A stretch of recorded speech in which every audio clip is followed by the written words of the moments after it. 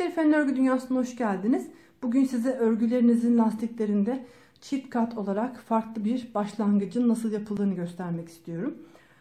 Kullanacağım modelimin ipi beyaz ama başlangıç için önce zincir çekmem gerekiyor. Bunun için farklı renkte bir ip kullanıyorum ki daha rahat anlayabilin istiyorum. Öncelikle 3 milim kalınlığında kalın bir tığ kullanıyorum. Çekeceğim zincirin biraz belirgin olmasını istiyorum. Üzerine ilmek takacağım için beni zorlamasını istiyorum. Hemen zincir çekiyorum. Bu zincir sayısını ne kadar ilmek takmak istiyorsanız o kadar çekmeniz gerekiyor. Hatta biraz fazla çekin. Şu an mesela 1, 2, 3, 4, 5, 6, 7, 8, 9, 10, 11, 12, 13, 14, 15. Bu şekilde kaç ilmek takmak istiyorsanız zincirin sayısını da aynı yapmanız lazım. Hatta biraz fazla çekmeniz lazım. Hemen zincirimi bıraktım. Şimdi ana rengimi, modelimi yapacağım ipimi elime alıyorum. Şu şekilde zincirimi ters çeviriyorum.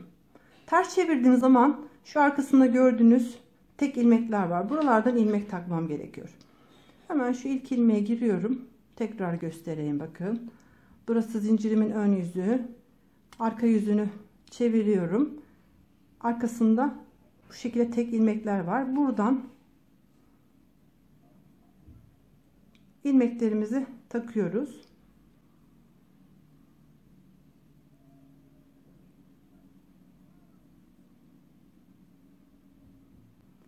Hemen yanındaki ilmeğe giriyorum. Bunu çok zorlanırsanız tığ yardımıyla bu sırayı ilmekleri takıp şişe alabilirsiniz.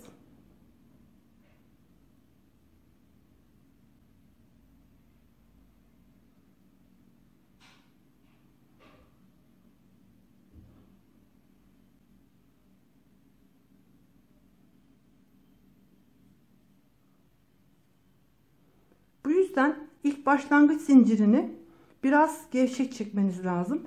Büyük bir tığ ile çekmeniz lazım ki ilmek takarken zorlanmayın. Bu şekilde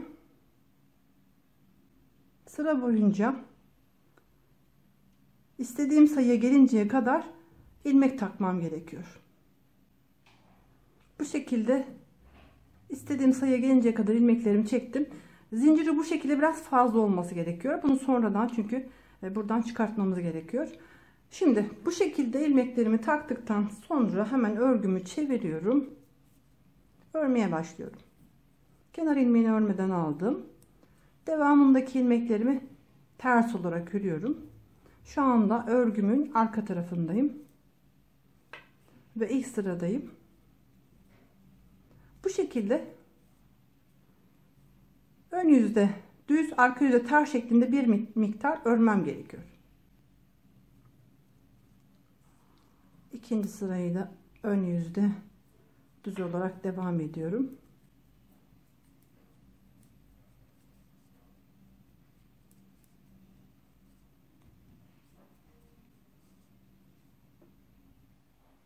Yedi sıra ördüm, arka yüzden örerek geldim. Şimdi hemen alt taraftaki ilmekleri takmaya başlıyorum. Bunun için şu başlangıçtaki çekmiş olduğumuz zinciri sökmemiz gerekiyor. Dikkat etmeniz gereken tek nokta, şişimiz bu tarafta bırakmış isek aynı şekilde diğer şişimizi de aynı yönde olarak takmamız gerekiyor.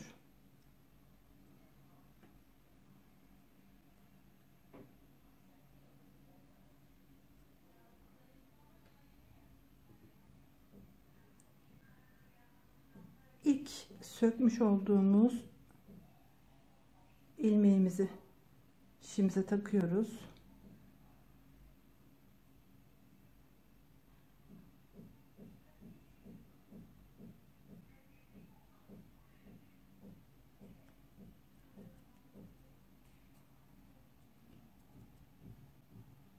Şekilde aralardaki ilmeklerimizi şişimize alıyoruz.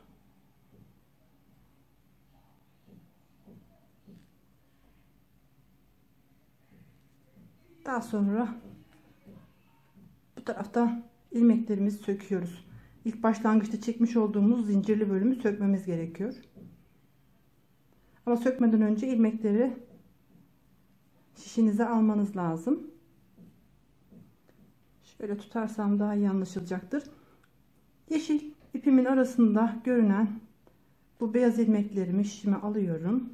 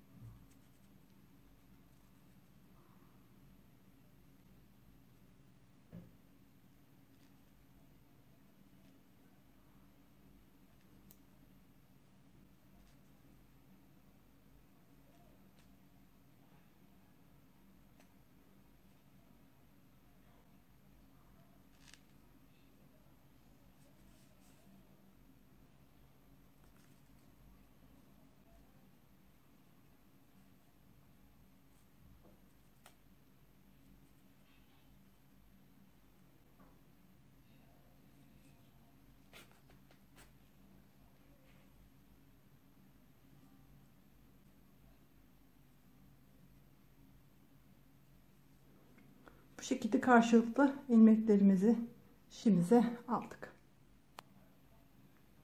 Bu şekilde ilmeklerimizin karşılıklı tam olması gerekiyor. İlk başlangıç ve sonuç ilmeklerini takarken dikkat edin. Bu şekilde ikiye katlıyorum.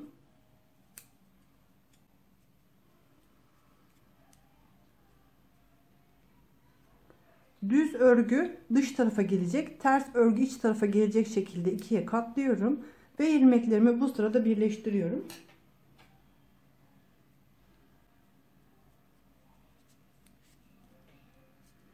Şişlerimi şekilde eşitliyorum. Kenar ilmeğini örmeden aldım. Arka taraftaki şişimdeki ilmeğimi ters örüyorum. Ön taraftaki şişteki ilmeğimi düz örüyorum.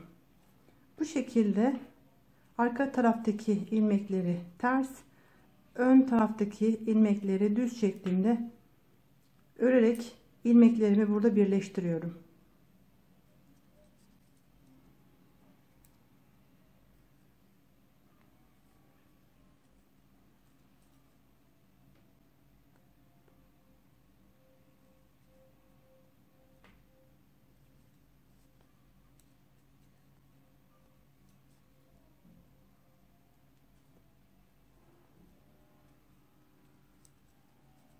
Bundan sonrasını istediğiniz şekilde devam edebilirsiniz. İster haroşa olarak, ister şu anda benim yaptığım gibi bir ters bir düz şeklinde devam edebilirsiniz.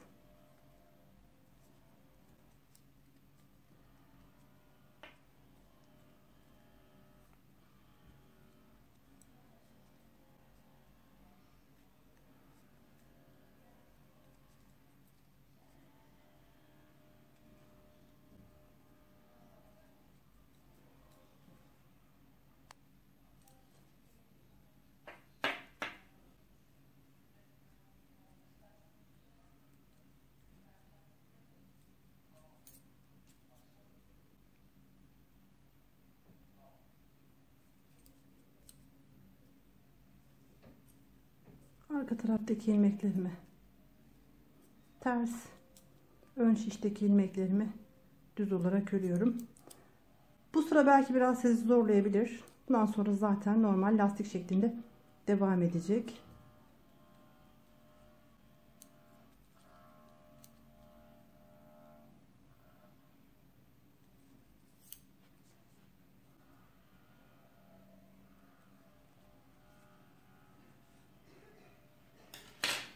Gördüğünüz gibi başlangıcımız çift katlı lastik şeklinde örülmüş oldu.